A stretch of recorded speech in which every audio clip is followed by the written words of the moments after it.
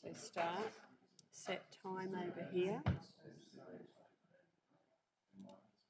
and then we'll just meeting adjourned, and you hold the meeting adjourned button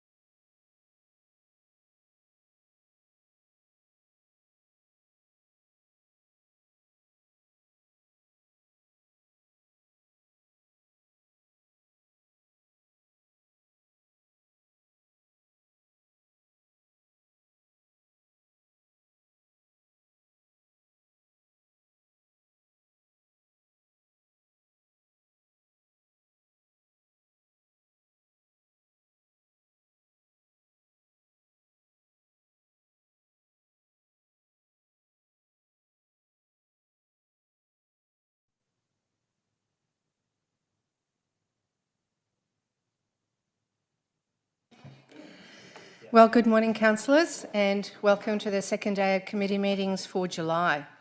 I welcome you to the Environment and Committee meeting for the Toowoomba Regional Council. This meeting is open to the public and will also be live streamed.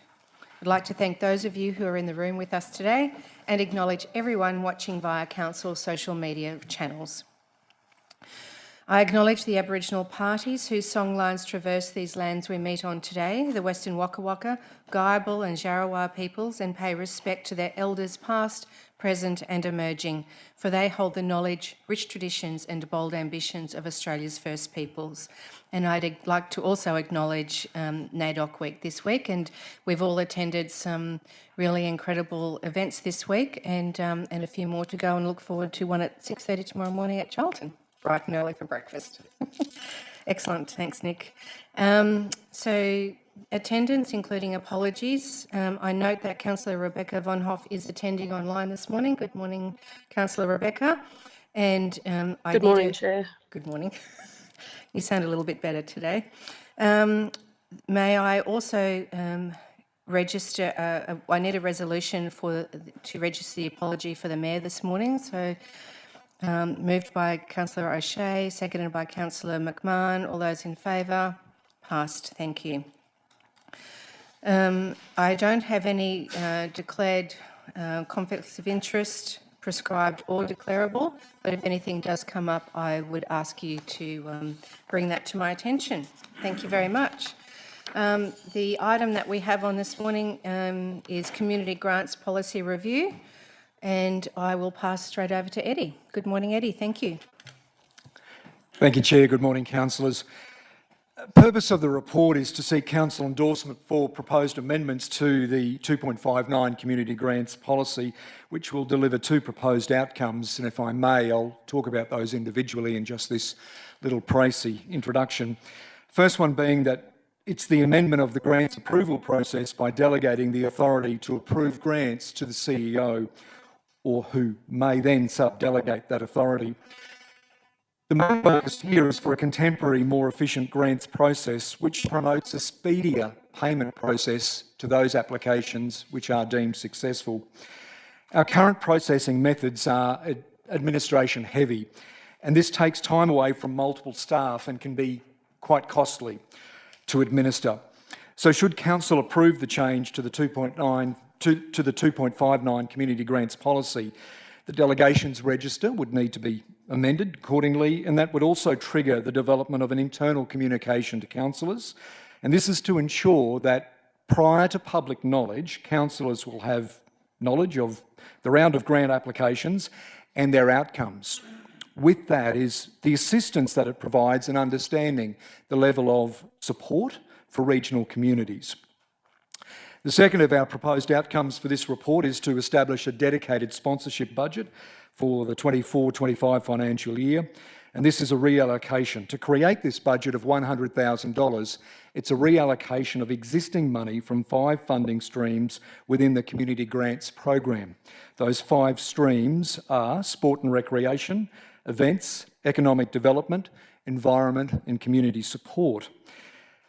And the contributing amount of money was up to 20% for those 5 programs. It actually comes in at about 18%, to be exact. Quite simply, we've had no identified budget for a sponsorship program that we so heavily promote and accept applications for throughout the years. And it's difficult for the assessment panel to make a decision when it comes to the application's fate. Without a budget, if there's no budget for some of these applications, it's quite difficult. So at that point, all eyes and everybody's hope points to the Community Grants program as a source of funding. We see the creation of the sponsorship budget from within existing funding streams, which are historically underspent, as a very sensible way to create a budget in an environment where we currently don't want to impact on financial sustainability. So the 2 proposed amendments are part of a multi-stage process, with the aim being to create a fit-for-purpose grants process and also a workable sponsorship program. Happy to take questions, councillors. Thank you, Eddie. Any questions? Councillor McMahon. Thanks, Chair. Good morning, Nick. Paul, Eddie. Love what you're doing here and appreciate the journey that we've been on with this. I absolutely think number 3, great idea, $100,000 bucket. That's really great. Love what you're doing. I personally am on the fence about the idea of the delegates' authority to the CEO for all grants. And noting that, and if you've sat through this room when we do grants, it's very true, it's clunky. The declarations of conflict of interest take almost a couple of hours at some point, and there needs to be some changes to that. But I personally still am a little hesitant to hand over all responsibility for this to the CEO. So I've actually submitted an alternate motion, and I've done that through resolve, so that should be there. But colleagues, I'd love your blessing, I suppose, with number 2. The idea would be, as read, delegates authority to the CEO to approve community grant funding allocations up to $10,000, and the register of delegations be updated to reflect this authority, and 1 and 3 as are. So just grants that are over $10,000 will still come to council, similarly to our sponsorship policy. And there have been some grants that have been upwards of $120,000, and I'd still like to have councillors have a look in the door. So I'm not speaking to it as yet, Chair. Should there be a seconder and some questions, I'm happy to at the appropriate time. Thank you. Thank you, Councillor Tim. I've already got a seconder, Councillor James O'Shea. Thank you. Are there any other questions before we address that? I had Councillor Gardner, then Councillor Farquhar. Do you have any policy where, when you give grants, have they got to be matched by certain, like, if you give them 10, have they got to put in 3, or, just so they, there's people behind it and group, community and. Chair, through you to Councillor Gary. Yes, there are cases of matched funding. That happens to be in the Community Economic Development Grant. Amounts over $5,000 must be matched by the applicant. Sport and recreation is quite complicated, and that's another one where the applicant, if successful, or even before they're successful, will need to commit an element of funding to be able to be deemed eligible. Councillor Farquhar. Thank you, Chair. Through you to Eddie. Eddie, just in relation to the community grants, what proportion would we have that are over $10,000 approximately come through? Are most grants, I guess, my question is, are the majority under 10? Chair, through you to Councillor Edwina, yes, majority are under 10. Quite simply, our caps, we have thresholds on our programs, and having a look at there's 9 programs in all. 6 of those are advertised twice annually. In some cases, community support, you can't ask for any more. You won't receive any more than 2.5. So again, once you get to community economic development or the sports tourism application, an event support, major event or regional event, or a sport and recreation grant, that's when you start getting above that threshold. So look, to be realistic, no more than 75, 80%.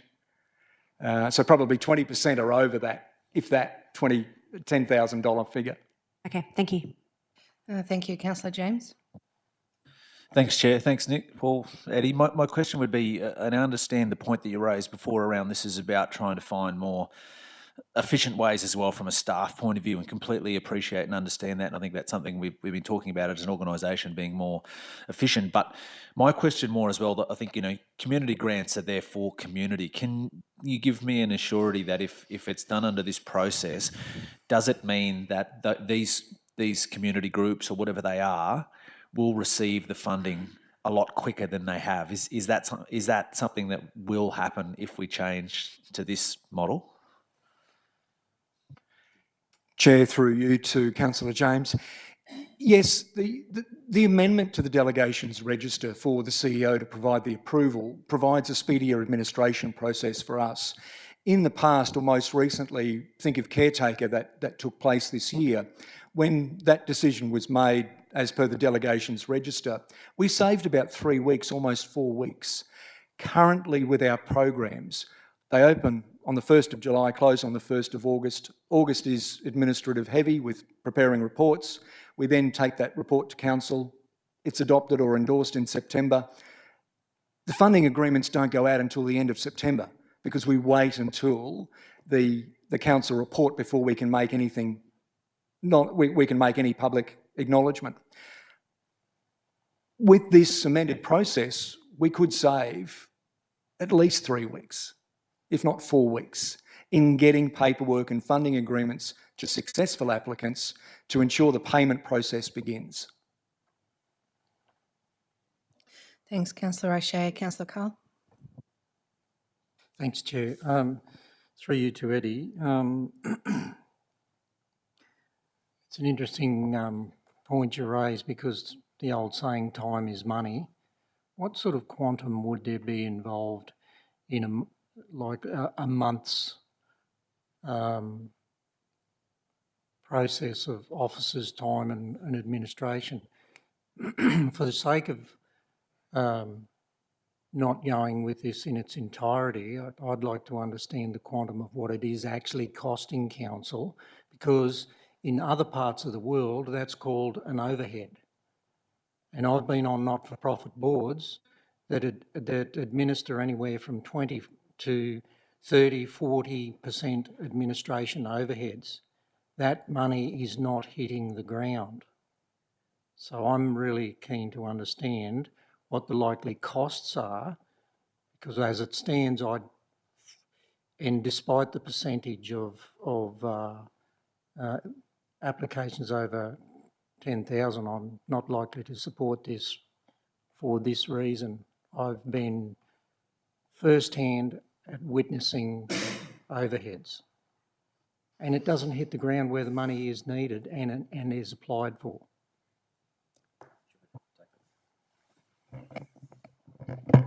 Good morning, councillors, and thanks for the question. Under the amended recommendation here, there'd still be the requirement to develop a council report, review the report, send it through ELT, bring it to council as we always have for those applications that are exceeding the threshold. So in terms of administrative savings, there wouldn't necessarily be any in relation to imposing a threshold because we'd still need to develop the council report. The other thing that this proposed recommendation will do will, I guess, create two different experiences for the applicant. So those under $10,000 request will receive money earlier. For those greater than 10,000, we would still have to go through the standardised process we do currently in relation to developing council reports, getting a council decision, which adds time to that process. So am I safe to assume then, Paul, through you, Chair, Eddie's figures, and then it's a reasonable, 80-20, that's a reasonable thing, the Pareto principle. The 20% is likely to cost us 80% of our funding bucket, simply because of the quantum of funds applied for, but the additional administrative costs that you've just alluded to. So a combination of that. So I just think we'd be wise to actually go with the officer's recommendation. But anyway, I'll wait for my turn to debate. Councillor Shine. Thanks, Chair. Thanks, Eddie, for the report. Just to clarify, I think you probably covered it before, but at what stage will councillors be notified of the nature of the applications that will be approved by the CEO? At what stage do we are made aware, if at all, of those applications? Chair, through you to Councillor Kerry, that would happen, as the report says, it happens prior to the applicant being advised. It would be my best case scenario that would happen as quickly towards the end of August or early September as possible. It's still a case of assessments happen in August. When the round closes, it's the 1st of August. The assessments happen mid-August, and that reportable material, which would, depending on today's decision, if that's to go to the CEO, that still would be prepared in a very similar manner and be available for councillors within a short space of time. Quite simply, by the end of August, I think is the short way of answering the question. End of August, early September. I suppose the point of what I was trying to get at, I suppose, is that councillors would be advised prior to the outcome of the application being known to the applicant. Councillors would, and would councillors, if councillors took the view that they didn't agree with the CEO's determination, would council have a opportunity to alter it?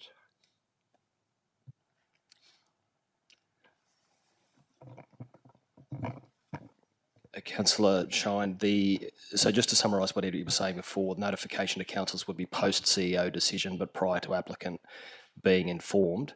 If the council had a different view to the decision made by the CEO, I guess there's an opportunity to call that in, but the decision would have already been delegated to the CEO and made at that point in time. So. Thanks, Councillor Shine. Any further questions? Oh, Councillor Gary. You know, I think, Kerry, to your comment, if it didn't work out the first year, you could change it next year. And I just wondered, you know, is 10 enough or should it be 20? You know. Thanks. Councillor Gardner, did you want to propose an alternative motion to increase that to 20,000 or? Up to the others if they want to. Okay, thank you. Any? Oh, yes, Councillor. Oh, Councillor McMahon, then Councillor Manteifel. Rather than splitting amounts, my reason for going with $10,000, Council Policy 2.71 sponsorship policy says if you want to be sponsored for something, above $10,000 has to come to Council. 5 to 9 is CEO and 0 to 5 is officer. So I just thought it would be wise and timely to put the grants policy in line with the sponsorship policy. Thank you, Chair. Thank you. Councillor Manteifel.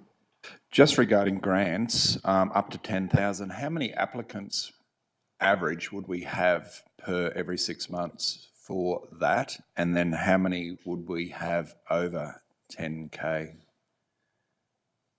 So in the most recent report, which was the one that was delegated to the CEO during the lead up to the caretaker period, there was 125 applications across all programs. 17 of those 125 were in excess of, or were 10,000 or above. Thank you.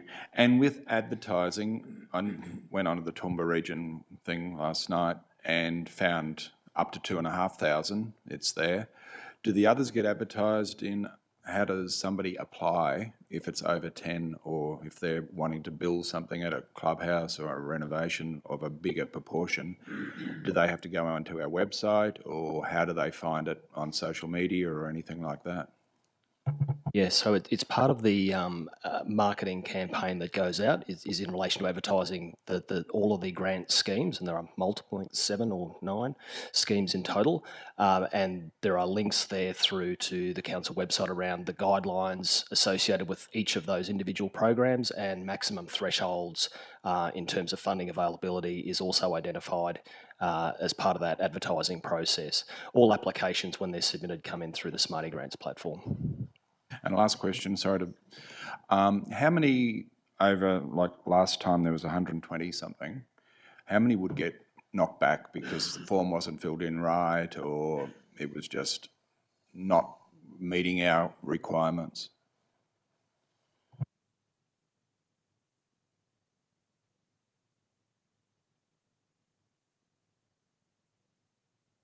In the last round, there were 61 not approved. The remainder were either fully funded or part funded. Thank you. Councillor O'Shea. So I just got distracted by the sound, whatever it was. My question, I suppose, would be, and I don't know, not to get into debate sort of situation here now, but would the idea or the opportunity from a staff point of view, whichever way this goes, if it's all to CEO, if it's 10 and above, whatever it may be, that there would be a notion to evaluated after, I don't know, 6 months or 12 months? Because, you know, I mean, at the moment, whichever way we go, I suppose, I mean, you'd want to look back on it in whatever we think's a reasonable time frame to say, okay, that worked, or that didn't really save us time, or whatever it might be. Is there a thought pattern around that, around evaluating the success, or just, you know, reviewing how whatever decision is made here today looks? Absolutely. And I guess we've had some experience with the recent delegation of the CO just prior to the caretaker period, and that seemed to go very, very smoothly and resulted in successful applicants getting the funding earlier than they ordinarily would have. Yes, absolutely, we'll be doing an evaluation depending on the threshold or what goes through today. But as also outlined in the previous information session and the council report, what we're talking about today in terms of delegation and establishing a sponsorship allocation is the first two steps in a multi-stage review. So we've got some more work to do, and we'll be coming back having a conversation with council over the next 3-6 months or so around additional measures that may be seen as contemporary in this space, and also other opportunities to drive efficiency through the process as well. So,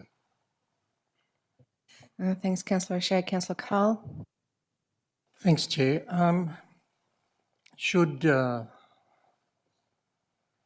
Highly unlikely, but should this amended motion fail, I'd like to flag that we, in addition to this, or additional to the staff's recommendation, that we do what is well known by state departments, and we call it a pilot. Therefore, it's a trial for 12 months. I think, as Councillor Gowrie has suggested. So, and Paul, part of that would be a review at that 12 months as to how did we go. And it's a holistic review around the administrative savings, costs and deliverable on ground. So is that possible? That we don't necessarily call it a pilot. I use those terms because I'm familiar with state departments running those programs. So is that possible that it's reviewed in 12 months? No,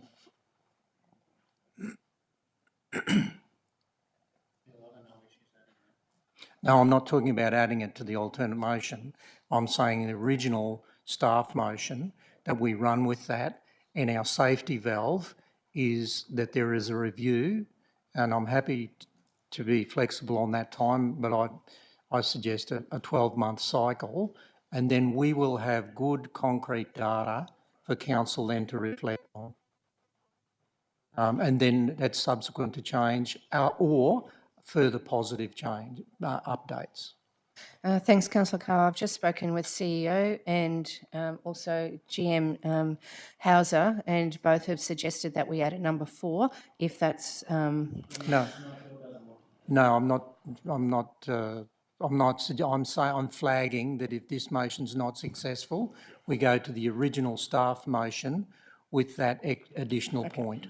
Okay, and that's our safety valve. And we've then had a good opportunity to test this, and staff have also had a good opportunity to bring updates and best practice to us subsequent to that data. Thank you, Chair. If I could just make a comment. Good morning, councillors. First time on the mic this morning. I would suggest, yes, similarly, the inclusion of a recommendation 4, if it were to come to that, and put a time frame around that. And it might be that we conduct 2 rounds of the program, or whatever number you think appropriate, and then conduct a review prior to the advertising of the next round, or words to that effect. Yeah, yep. So that's, if this one's not successful, then I'm flagging that I'd put the original motion with that additional point. Thanks, Councillor Carl. Councillor McMahon. Okay. Any other questions? Okay, in the absence of any more questions, I will open it up to debate. Councillor McMahon, would you like to... Is there a need to go into debate? Yes, Councillor Carl. Opening remarks. Thank you. My right. Oh, What is the okay. word? Reserve your right. Thank you. Thanks, Councillor McMahon. Any speaker against? Councillor Carl. Just to keep it short, Chair, and for the purpose of the debate, I've highlighted my main reason for objection to this, and that is council already is a big machine that has administrative costs. We need to minimise those administrative costs. The officers have told us quite clearly how that can happen. Told us, given us a recent example in the caretaker period and how efficient that was. A gaining of or a minimising of administrative costs by up to a month is a significant reduction in overheads. As I said, other boards, and it doesn't matter, we can say, oh yeah, but it comes out of the environment and community budget. Well, if we take it back a few steps, it comes out of the rate base budget, the ratepayers budget. Administrative costs do not allow efficient delivery of on-the-ground funds. And that's what these guys out there in the community, these community groups and organisations are applying for. They're not applying for administrative costs to be added on to their overall rates. They actually just want a hand to deliver their event or go about their business. So that's the principal reason, demonstrated savings, why I can't support this. Thanks, Councillor Carl. Speaker 4. In the absence of a Speaker 4, would you like to wrap up, please? Thanks, Chair. I appreciate the opportunity and I would like to sum up. Colleagues, this is our community grants policy. It is a much-loved community asset. It's ratepayer funds that we give back to the community through clubs for use in amazing things across Toowoomba region. Now, we have been on a journey with this for several years. When we started, we were also on the assessing panel. So we used to assess them, then we used to come to council and sign on for a second time, and then they get to and it was very clunky. So we removed ourselves from all assessment panels a couple of years ago, and then this final step to remove us from the overall assessing panel has some merit, right? So it doesn't come before council. I've seen grants of $500 for, an art project downtown that doesn't really need to come to us. But my issue with handing it over completely is I've seen projects north of $120,000 for things like clubhouse refurbishments, lighting upgrades to major sporting fields through grants processes that come to us. And I urge caution in handing that control solely over to the CEO.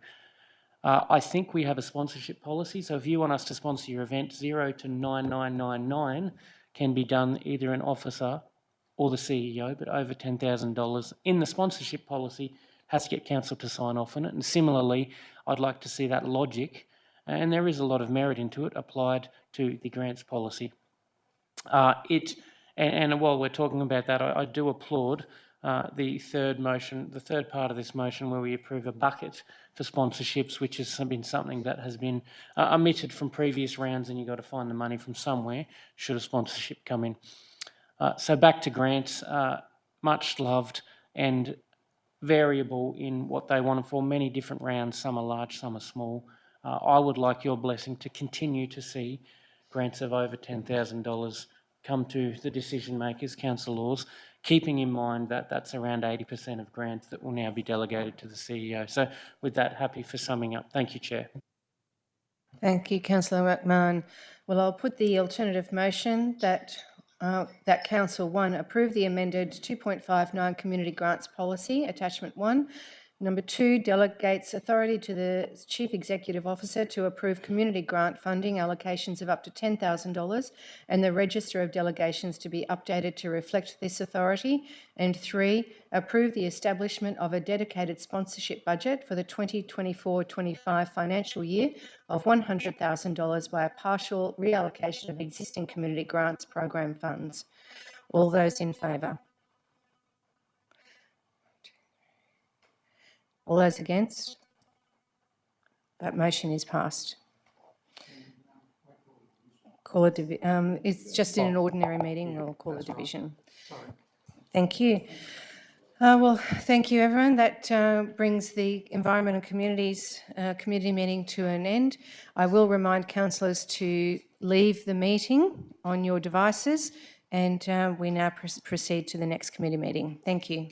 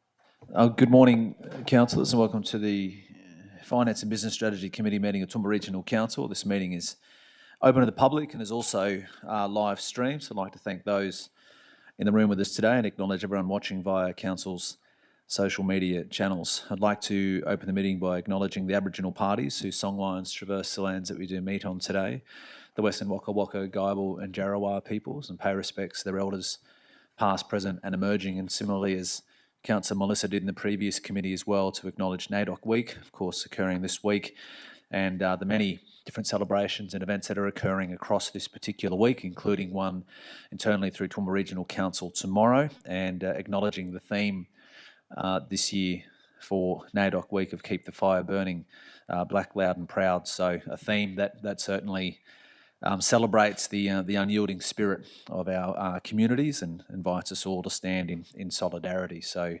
again, thank you to all of those different groups across the community that are hosting different events to celebrate this very significant week. I'd like to acknowledge the CEO, Sir Brian Pidgeon, and acknowledge in her absence, so Anne-Marie Johnson, the General Manager of Finance and Business Strategy, but JP Kennedy standing in for our report here today. I'd like to acknowledge in his absence the Mayor, and we'll do an apology for him shortly, acknowledge virtually the Deputy Mayor, Councillor Rebecca Von Hoff, and also like to acknowledge those other councillors through the Finance and Business Strategy portfolio, through Councillor Melissa Taylor, through People, Culture and Engagement, Councillor Gary Gardner and Councillor Tim McMahon through Financial Services, and Councillor Edwina Farquhar through Information, Communication and Technology, and of course as well, a very good morning acknowledgement to all councillors and those in the room with us here today. So we go to item 2, councillors, which is the attendance, including apologies, leave of absence and declarations of conflict of interest. Apologies wise, so I need an apology for the Mayor, Councillor Jeff McDonald. So I've moved by Councillor McMahon, seconded by Councillor Melissa Taylor. Those in favour? It's carried unanimously. In regards to declarations of conflicts, so don't have any of those. Does anyone have any that they wish to raise? If any do occur throughout the meeting, please indicate. So we will move straight to item number 3, which is the report of the Audit Committee meeting of the 5th of June 2024. And welcome to the mic, JP. Morning, Chair. Morning, councillors. I'll take the report as read and answer any questions you might have. Short, sweet. Any questions, councillors, in regards to this particular item? Councillor Gardner? I don't know if it's time to raise it, but no? Okay. In the Audit Committee, I thought we discussed about making the reports a bit smaller and not so much. It was 680 pages, and I do agree with that. And yeah, it should be more like board reports rather than, because no one's going to read 680 pages. What I'm getting at. We'll acknowledge that, and I think we've had an agreement from the front desk in regards to that, so we'll take that comment and we can be taken forward towards the next audit committee in regards to that. Any other questions, councillors, in regards to this item? If there are no... Councillor McMahon? Yeah, thanks, Chair. Just a quick question. Just in the recommendations, there was a QAO Audit Office blog article on ex gratia payments that the Audit and Risk Committee required or wanted a report on. No idea. Could you explain to me how that works? I just of interest. Through you, Chair. I unfortunately haven't read that blog page yet, so I'll have to take that on notice. We do have a Audit Committee recommendations tracker, so at our next meeting on 4 September, we'll definitely provide feedback on that one. Yep. Appreciate that. Thank you very much. Thanks, Councillor McMahon. Councillor Shine? Yeah, no, thanks, Chair. I noticed in the emergent issues section that it was anticipated that the EBA negotiations would be concluded by the 30th of June. Obviously, at a meeting of this nature, it's not appropriate to go into that in any detail, but I take it that confirmation that they haven't been concluded is the case. No, this just confirmed they're still ongoing. It reported that time it was hoped. That was the intended, the intention of parties to do that initially through the process. They haven't reached agreement at this point in time, so the process is continuing. Thanks, CEO. Thanks, Councillor Shine. Are there any further questions in regards to this item? Councillors, if there are no further questions, there is a recommendation before us, and the recommendation is that the report of the Audit Committee meeting held on the 5th of June 2024 be received and the recommendations be adopted. Do I have a mover? Moved by Councillor Carol Taylor, seconded by Councillor Melissa Taylor. I assume anyone wish to go into debate? I have to ask. I'll put it to vote. Those in favour? That is carried unanimously. Thank you, councillors. And that does... Councillor Rebecca, your vote in regards to that? Apologies. In favour, thank you. Apologies, Councillor. I forgot about you. So, yeah, thank you. So, yeah, so that is carried unanimously. So, councillors, that does conclude the Finance and Business Strategy Committee meeting for the month of July. So we now move to Economic Development.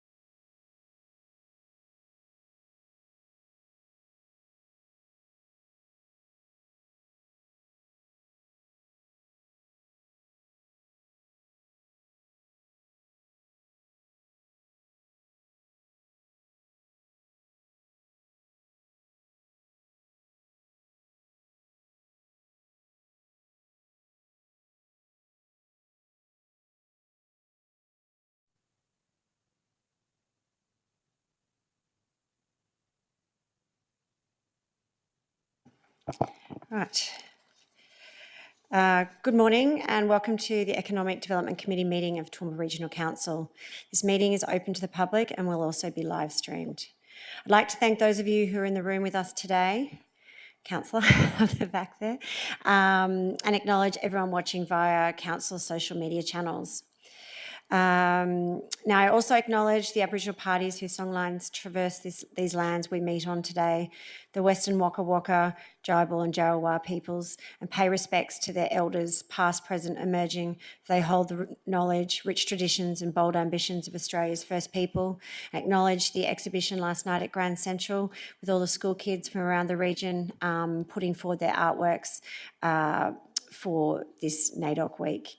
Note that Councillor Rebecca Von Hoff is attending online, and an apology received for Councillor Jeff McDonald. Now we'll need a resolution that the apology for non-attendance from Councillor Jeff McDonald be accepted. Councillor Bill, seconded by Councillor O'Shea. All those in favour? Thank you. Noting that leave of absence.